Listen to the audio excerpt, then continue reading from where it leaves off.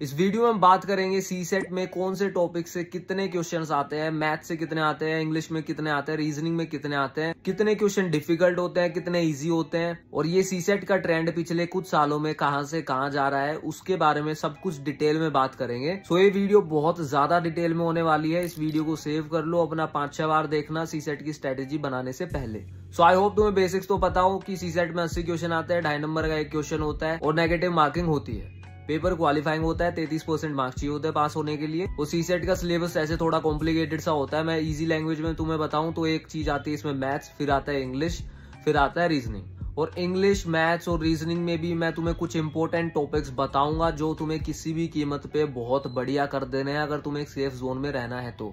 पिछले 10-12 साल के बेसिस पे सबसे ज्यादा क्वेश्चन मैथ्स में से आते हैं। आप एवरेज 40 मान के चलो, और 12-13 क्वेश्चन आपके रीजनिंग के पड़ते हैं, बाकी आपके आते हैं इंग्लिश कॉम्प्रीहेंशन से।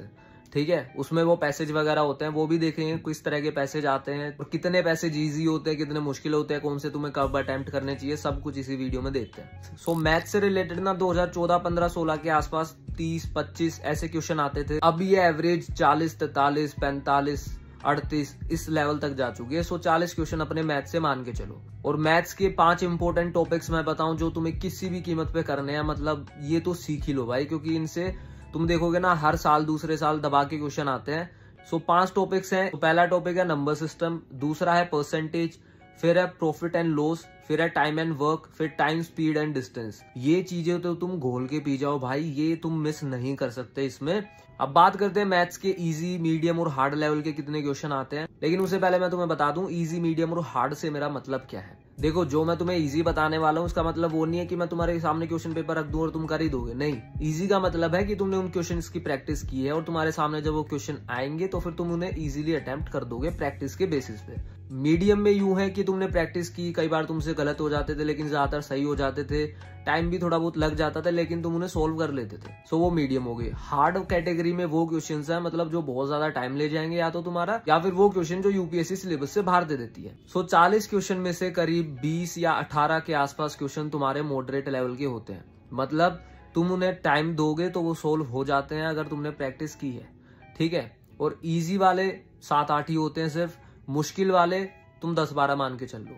ठीक है, तुम कोशिश करो कि इजी वाले तुम अपना आराम से जल्दी सोल्व कर लो, मॉडरेट वाले में थोड़ा टाइम लग जाए कोई दिक्कत नहीं है। अब बात करते हैं रीजनिंग की। 2014-15 के आसपास यूपीएससी 20-25 क्वेश्चन पूछ लेती थी रीजनिंग से, क्योंकि उस टाइम मैथ से कम पूछती थी। लेकिन अभी पिछले कुछ सालों से क्या हो रहा है, रीजनिंग के घटते जा रहे हैं। 17, 15, 11, 10 ऐसे पूछ रही है यूपीएससी। और देखो, ऐसा कुछ नहीं है कि रीजनिंग से कम आ रहे तो कम ही आएंगे, हो सकता है ज्यादा भी आ जाए, बट पिछले कुछ सालों के ट्रेंड के हिसाब से मैं तुम्हें बता रहा हूँ कि ये कम आते हैं। हालांकि यूपीएससी को जब ट्रेंड की ऐसी करनी होती है वो कर देती है। मैंने खट्टी टॉफी खाई है। रीजनिंग के तुम अपना 12-13 क्वेश्चन मान के चलो, इतने आ सकते हैं।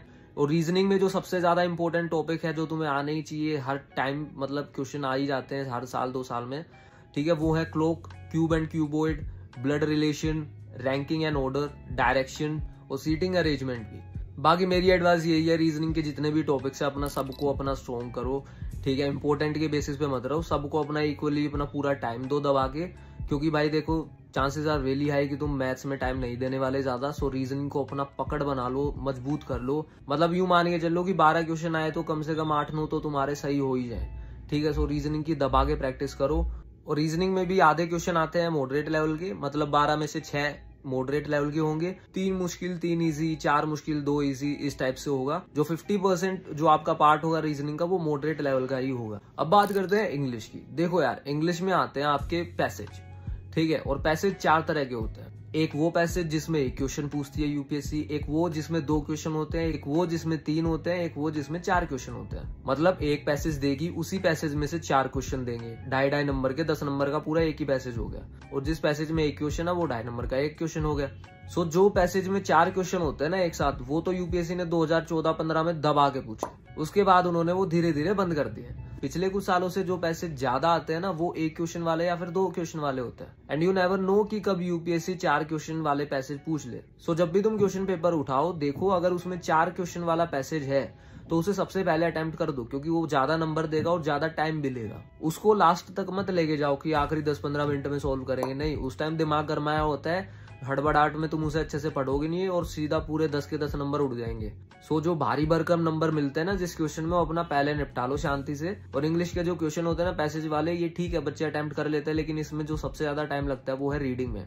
सो जब तुम उसे रीड करो, अपना रीड करते करते हर लाइन में एक एक दो कीवर्ड को सर्कल कर लो कि इस लाइन में मेन ये था, ठीक है। उसके बाद उसे एनालाइज करो, क्वेश्चन पढ़ो और उसे जल्दी से अटेम्प्ट कर दो।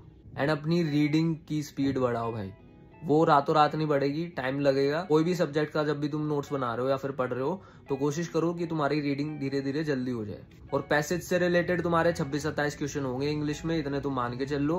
किसी साल यूपीएससी ने 25 भी पूछे हैं, कभी 30 भी पूछे हैं, कभी 27 भी पूछे हैं, तो अपना 26-27 के पास एवरेज तुम रख के चल सकते हो। बात करते हैं इजी, डिफिकल्ट, मॉडरेट किस लेवल के पैसेज आते हैं, तो सबसे ज्यादा देखो 50% यूं मिलेगा आपको कि इजी पैसेज होंगे, ठीक है, फिर मॉडरेट, फिर डिफिकल्ट। डिफिकल्ट इस सेंस में हो जाता है पैसेज या तो बहुत बड़ा होगा, कॉम्प्लिकेटेड सा होगा, कुछ अजीब ही भयंकर लैंग्वेज लिख दी होगी उन्होंने, या फिर ऑप्शंस ऐसे होंगे कि 2-3 ऑप्शन में तुम फंस गए कि यार ये भी सही हो सकता है, ये भी सही हो सकता है, क्योंकि वो एकदम एकदम फैक्चुअल आंसर नहीं होते उनके कि हाँ ये है तो यही है, ठीक है। कई बार ऐसे हो जाते हैं कि यार ये भी सही हो सकता है, ये भी सही हो सकता है, तो बच्चे भी जल जाते हैं काफी। और जो एक क्वेश्चन वाले पैसेज होते हैं ना, वो बच्चे 80-90% बच्चे जो अटेम्प्ट करते हैं वो सही करते हैं हमेशा, ठीक है। कुछ बार गलत हो जाते हैं हड़बड़ाहट में या फिर सही से पढ़े नहीं होते, लेकिन ऑन एन एवरेज वो देखा जाए बच्चे आराम से उसे अच्छे से अटेम्प्ट कर लेते हैं। एंड देखो यार, सीसेट में हर किसी की अपनी स्ट्रेटेजी होती है, कोई 60 क्वेश्चन अटेम्प्ट कर रहा है, कोई 30 कर रहा है, कोई कुछ कर रहा है। मैं कह रहा हूँ थोड़ा मध्यम मार्ग अपना के चलो, 40 क्वेश्चन का अपना टारगेट रखो। अपना यू रखो कि हाँ इंग्लिश वाला पार्ट तो अपना पूरा कर ही दो, पैसेज वाला, रीजनिंग के भी अपना 7-8 कर दो। और मैथ्स अगर तुम्हारी वीक है तो जो इंपॉर्टेंट वाली चीज है जो तुम हर साल देख ही रहे हो, पीवाईक्यूज तुम जब पढ़ोगे तो उन पे थोड़ा अपना जोर लगाओ। मतलब मैथमेटिक्स में यूं है कि यार 40 क्वेश्चन आ जाए तो कम से कम 7-8 तो तुम सोल्व करके ही आ जाओ, मतलब सही सोल्व करके आ जाओ। सो आई होप इस वीडियो से तुम्हारे कुछ पल्ले पड़ा हो। और मैं कोर्स बना रहा हूँ how to prepare for UPSC from free sources, YouTube, Telegram, इधर उधर के सोर्सेज से। सो उसी की मैं सीसेट की वीडियो रिकॉर्ड कर रहा था, तो मैंने सोचा एक बार यहाँ पे भी कुछ बता दूंगा तुम्हें। सो वीडियो अच्छी लगी हो तो लाइक मार देना, ना लगी हो तो स्लाइड मार देना। Bye bye.